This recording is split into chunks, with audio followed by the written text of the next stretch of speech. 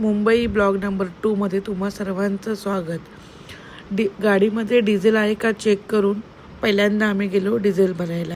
Diesel भरता भरता मला असं आठवलं की आपण काहीतरी खायला गाडीमध्ये घेतलं नाही आहे, म्हणून मी राहुलची विचारपूस करत होते आणि काका मात्र गाडी लावून पेट्रोल भरायला गेले। तेवढ्यात माझी लेक राहुलला विनवण्या करायला लागली की मामा जरा गाडी लवकर चालव ना, चल ना मला घेऊन।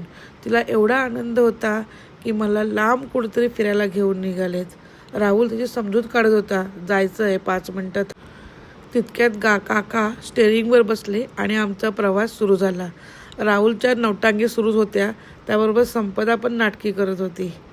माझं आणि राहुलचं खूप लहानपणापासूनचं कनेक्शन असल्याकारणानं आमच्यामध्ये काही जुन्या पाण्या गप्पा सुरू होत्या आणि असं करत करत कधी आम्ही कराड हायवेला लागलो समजलंच नाही। आणि इकडे मात्र कैलास काकडी खाण्यात दंग होता। राहुलनं गाडीत खायला काय आणलं याचं उत्तर मात्र एकच होतं। त्याने काकडी दाखवत सांगितलं की मी सगळ्यांना काकडी आणली। मागितली तर राहुलच एकटा काकडी खाण्यात दंग होता।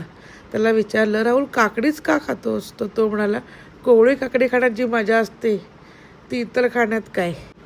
नंतर आम्ही इंदुलकर महाराजांचं कीर्तन ऐकत ऐकत पुढच्या प्रवासाला सुरुवात केली, पण तो कीर्तन मात्र निवडणुकीवरती होता। महाराज आपल्या कीर्तनामध्ये म्हणत होते की हल्लीची लोक असं म्हणत होते, 12व्याचं जेवत नाही, 5वीचं जेवत नाही, या लोकांकडे मी जेवत नाही, त्या लोकांकडे मात्र जेवत नाही।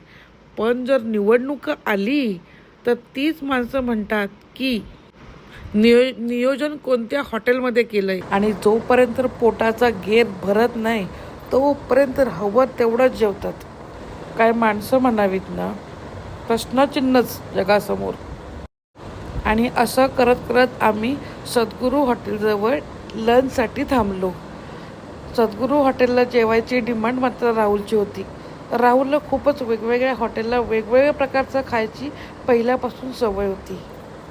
तिथे पहिल्यांदा आम्ही व्हेज मंचाव सूप ट्राय केलं, 1 नंबर सूप मिळालं।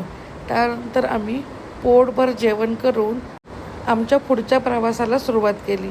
परंतु राहुलचं मात्र मन तिथून हलत नव्हतं। सारखा तो गाडीमध्ये सुद्धा एकच विषय काढत होता, मॅडम जेवण मात्र अप्रतिम होतं। बहुतेक त्याला तिथं कोणतरी आवडलेली असं वाटत होती, पण काय करणार, आम्हाला मुंबईला जायचं होतं। राहुलचा प्रवास तिथेच थांबला आणि आम्ही आमच्या मार्गस्थच निघालो। पण मध्ये त्याला मात्र तिथल्या हॉटेलच्या आठवण येत असल्याकारणानं त्याला मी मध्ये थोडीशी डुलकी लागल्यानं मला कोणताही व्हिडिओ करता आला नाही। डायरेक्ट उठून बघितलं तर आम्ही लोणावळ्याच्या रोडला लागलो होतो।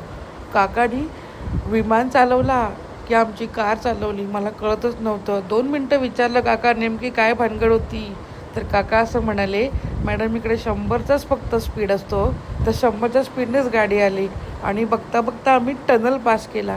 आणि तुझ्याला असं वाटलं की भर दिवसा काळू कुठून आला, तिला वाटलं बहुतेक अंधार झाला आणि ती डुलकी घ्यायला लागली।